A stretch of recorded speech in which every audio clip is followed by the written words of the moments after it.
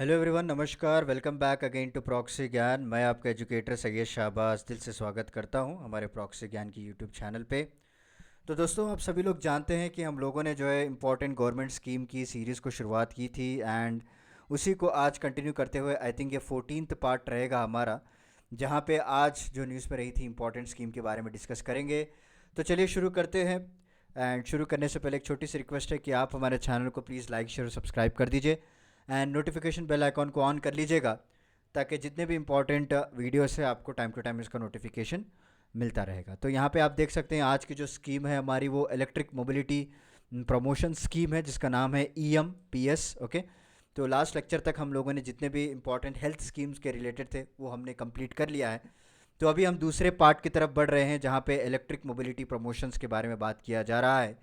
And इसके news में इसलिए ये था कि faster adoption of electric two wheeler and three wheeler. दोस्तों, ओके, आप सभी लोग जानते हैं कि कितना आजकल जो है इन्वायरमेंट और ग्लोबल वार्मिंग का इफेक्ट पड़ रहा है और कई तरह के इसमें अग्रीमेंट्स वगैरह साइन किए गए हैं। तो दैट इज़ सेकेंडरी पार्ट, उसको इम्प्लीमेंट किस तरह से किया जाए।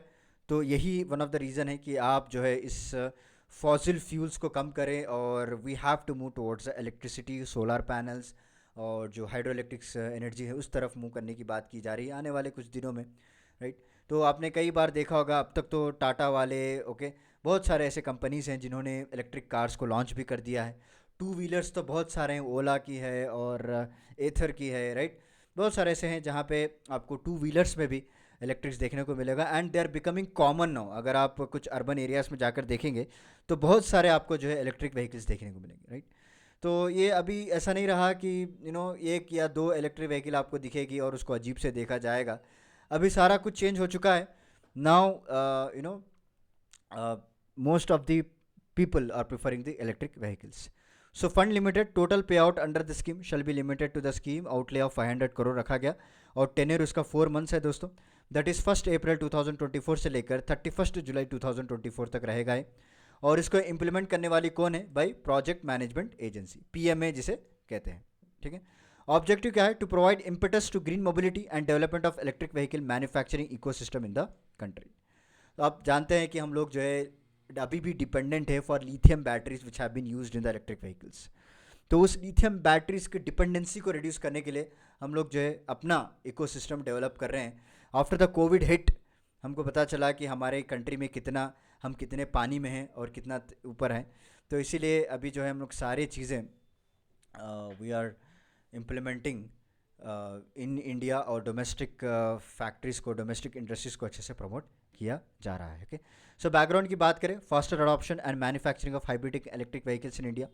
Fame 1 was launched from 1st April 2015 to 31st March 2019. Fame 2 की बात करें was launched for the period from 1st April 2019 to 31st March 2024. So with the end of tenure of fame phase 2, EMPS was launched दोस्तों, ठीक है। उसके बाद बात करें components of scheme, subsidies, a demand incentive of 5000 पर kilowatt hour, okay, for 2 kilowatt and 3 kilowatt यहाँ पे लाया गया है। And the incentive would based on battery capacity, energy content which is used in such vehicles. और उसके बाद in order to restrict very high end vehicles from availing government incentives, the inactive shall be further capped at 15% ex factory price हो गया। And यहाँ पे administration of the scheme including IEC, जो कि information education communication activities, and fee for project management agencies.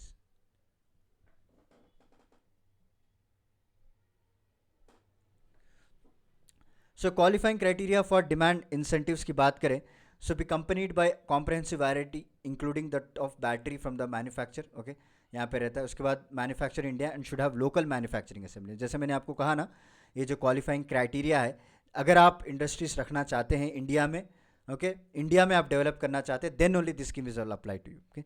उसके बाद meet provision contain in CMVR in terms of type approval, classification and categorisation, okay. And next, obtain the certification, आपको eligibility की certificate भी government से मिलेगी after testing agencies. जब आपके testing agencies वगैरह टेस्ट कर दिए जाएंगे, then you will be able to implement it, okay.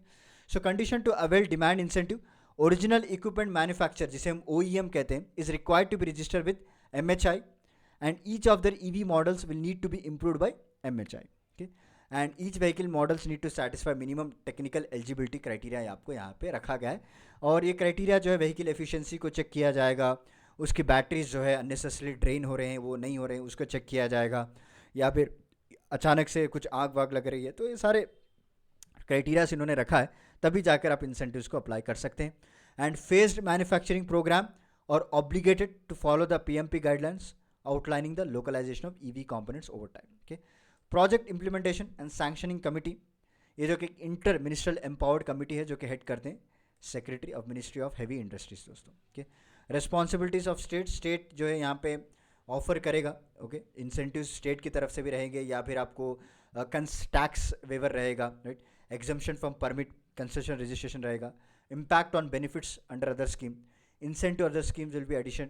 Okay, ये सारा कुछ आपको यहाँ पे दिया जाए। कंपोनेंट्स की बात करें, पीएलआई ऑटो, पीएलआई स्कीम, सब कुछ यहाँ पे कंपोनेंट इंक्लूडेड हो दोस्तों। Okay, so this is about today's scheme. उम्मीद करता हूँ कि आपको इस स्कीम के बारे में कुछ थोड़ी बहुत जानकारी मिली होगी दोस्तों। बस आपको एक ब्रीफ आइडिया रखना है, और कौन सी मिनिस्ट्री है, क्या पर्पस है, क्यों न्यूज़ में, बस उतना ही। ये सारे रिस्पॉन्सिबिलिटीज़, ये जो पॉइंट्स, ऑब्जेक्टिव्स, उतना नहीं पूछेंगे आपको एग्जाम में। ओके, बस मैं आपको इसीलिए बता रहा हूँ ताकि एक ओवरऑल आइडिया आपको मिल जाए। तो चलिए मिलता हूँ मैं आपको अगले लेक्चर में कुछ इंटरेस्टिंग टॉपिक के साथ। तब तक के लिए धन्यवाद। Take care, stay safe, stay healthy, thank you so much.